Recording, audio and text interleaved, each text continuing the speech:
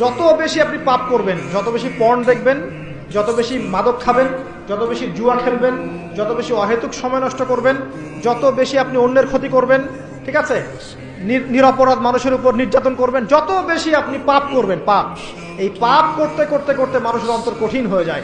ইবনুল কাইয়্যিম রাহিমাহুল্লাহ বলেছেন যে পাপ করতে থাকলে মানুষের অন্তর কঠিন হয়ে যেতে থাকে, এবং ইস্তেগফার আর জিকির করলে গিয়ে মানুষের অন্তর আবার নরম হতে থাকে। পাপের উপর পাপ করতে থাকলে মানুষের অন্তর কঠিন হতে থাকে।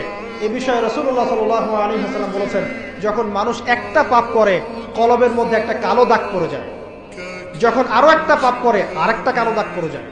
এইভাবে যখন পাপ করতেই থাকে তখন পুরো কলবটাই কালিমা পূর্ণ হয়ে যায়।